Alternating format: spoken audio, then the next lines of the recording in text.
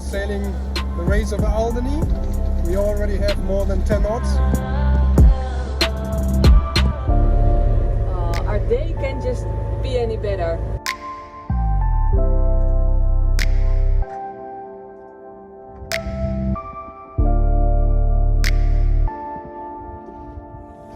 We are now kind of trapped in Guernsey.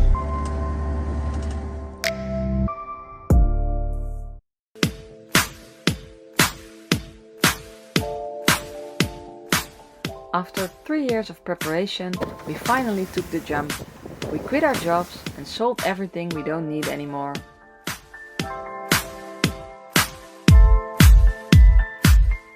We are Marcel and Anne. Together we live on Zeezot, our 40-foot sailboat.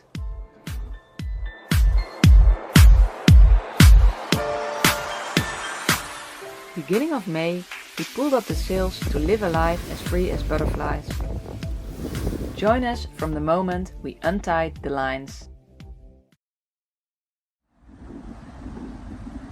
To be honest, we were a little bit nervous to sail from Saint-Vaz to Cherbourg, while we had to cross the Cap de Barfleur with the Rade Barfleur, the race of Barfleur, and that's tidal streams with currents that can run up to 5 knots.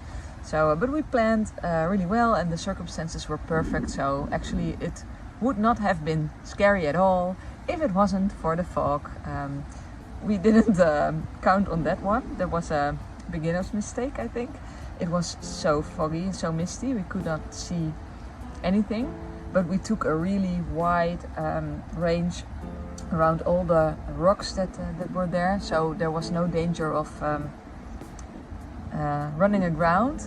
The only dangers were fishing vessels and pots, but it was okay, and the streams were not too heavy. So when we came to Cherbourg, it was extremely foggy, so that was quite scary, but luckily we have good tools for navigation. So we just looked on our charts really well, and then we entered the harbor, and right in front of the harbor we saw 2 dolphins, really big ones. So that's well, that made everything right for the day. And we went in the harbor, and then it cleared, so we had a sunny afternoon in Cherbourg. We wandered around town a little bit, and what was really amazing in Cherbourg was the smell. All the palm trees were blossoming. I didn't even know that palm trees could blossom, but they were all at the same time, and that had a really heavy, summery smell. So that's a good memory of Cherbourg.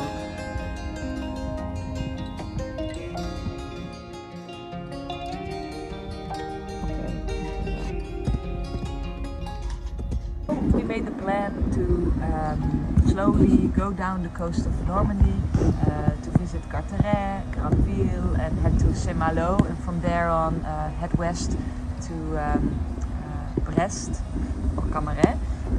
But then we heard from other sailors that it was possible to stop by a night, to anchor, or to stop by a night in Guernsey, one of the Channel Islands, and that would make the trip to Brest or Camaret way shorter, and it gave us the opportunity to at least look at the Channel Islands from close by. So what I did was I called the Guernsey harbour officer, and he said, yeah, you can. There's an isolation pontoon, you have to call the Coast Guard, and then a boat will come to guide you to the isolation pontoon, and there you can spend the night. So that looked really awesome. And we planned, because the currents there are even stronger than at Cap Barfleur. The race of Alderney has currents up to, if you are unlucky, like 8 knots. So we had to plan that. So right now we are sailing the race of Alderney. We already have more than 10 knots. The motor runs a little bit with us, slowly. We have light winds. Yeah, but we are really speeding up more and more. Nice waves coming from the Atlantic, long waves. It feels really nice. We're going to Guernsey. Yeah, very happy. It was in the beginning we thought, oh, this is cool. We went with a speed of 11 knots, so we were really like, wow, this is really cool. The sea was calm, there was not too much wind, but then the wind picked up and the streams picked up and we had wind against tide and we had such high waves and it was really like a washing machine for 20 minutes, and then luckily the sea stayed calmed down a bit and it was nice again. And we passed Albany, so beautiful, and there were lots of birds. I forgot the English word, but in Flemish they are called Zeezot, and Zeezot is the name of our boat, of course. So lots of birds, and we saw the rocks where they pooed on. They were white because of the bird poo. But and then we came close to Guernsey. So I called the Coast Guard, and yes, they said you cannot enter the harbor. You have to anchor. So we went to Havelet Bay, a bay right across the corner of the harbor, and it was perfect. It looked so nice with high mountains, green mountains, and it looked perfect. It was a little bit swelly, but it was nice.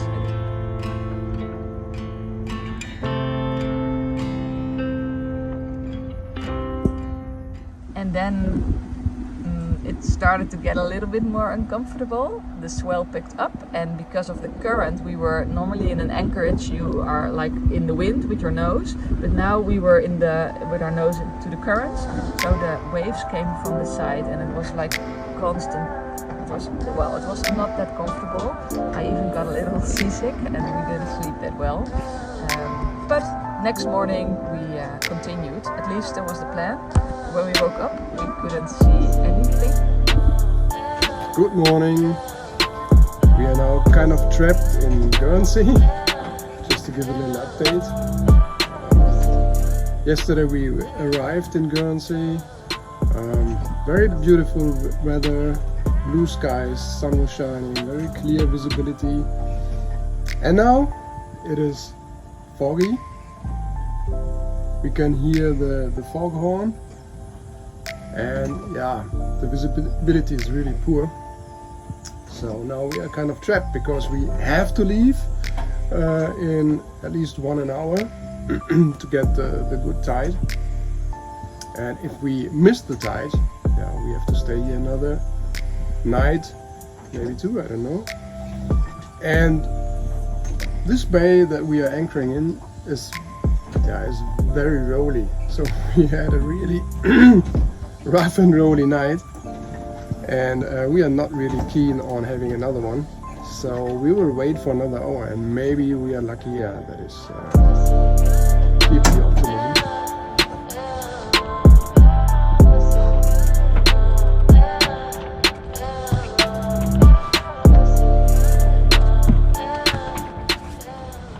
We set a deadline. I mean, 9 or 9:30 was the perfect time to leave. So we said, well, 1 hour later, maybe 1.5.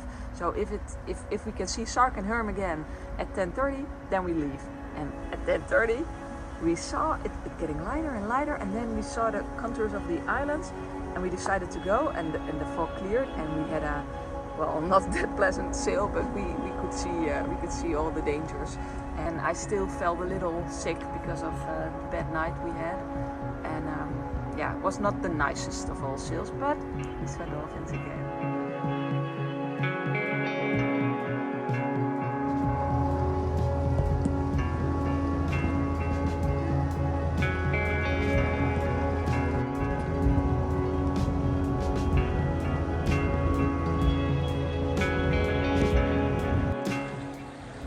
When we saw the coast of Brittany and I saw the entrance of Les Adieux, it is like a bay, a narrow bay. The tidal streams came so strong from the one side that I had to steer like 1 mile more west than the entrance was. That was kind of crazy because I was steering directly on the rocks, but on the photo I could see that we were directly going into the entrance. That was strange, but yeah, we made it. And when we were in this entrance, in this little small bay, it looked like a fjord. And it reminded me so strong of Pacific Northwest in Canada and the United States. Beautiful, it was so beautiful. Yeah, and then we spent some nights.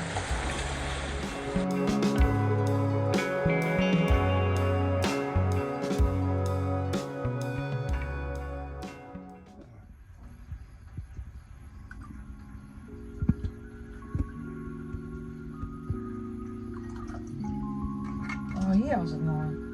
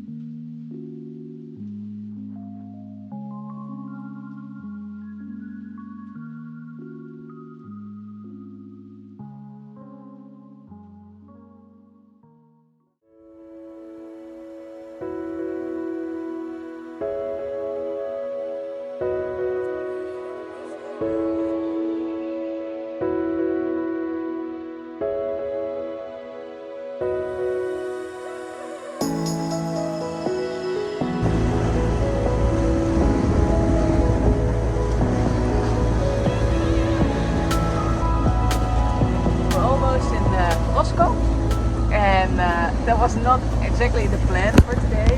The plan was to just sail 15 to 20 nautical miles to an anchorage, Port Blanc. It was a really beautiful anchorage and the wind was supposed to be easterly and then it was really sheltered, but this morning we saw that there is some northerly wind predicted and that comes close right into the anchorage. So we decided to hop on. And then, well, it's only 10 miles further to Roscoff, so that's where we're going now, and we're almost there.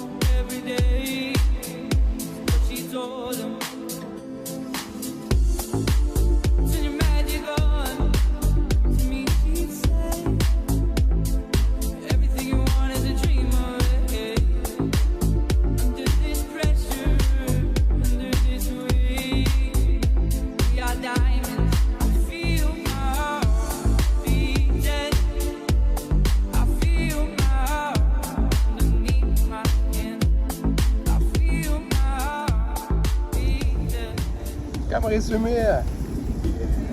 It's so cool. I mean, this is the port to cross the Bay of Biscay. So all European sailors who went to the other side went here, and we follow all their videos, and they all went to this cemetery of boats in Camaret. So this is unreal. Awesome. Unreal to be here. That's unreal, yeah. Yeah. So cool. Yeah. Man, we're already here. That was so fast. 3 weeks? 3 weeks, Since we yeah. left Vlissingen. Not even. Yeah. But now we are taking like 2 weeks off Holiday. holiday. Holiday now. Yeah. 2 weeks anchoring out here in these beautiful bights with the white sandy beaches and stone cliffs. It's so beautiful here. We Really won't do looking long forward. distances, just sail around a little bit, enjoy the sun, enjoy some French baguette and Wine, wine. the Yes. sunshine. Yes. It would be a waste to rush through because Yeah. Brittany is so pretty. Yeah.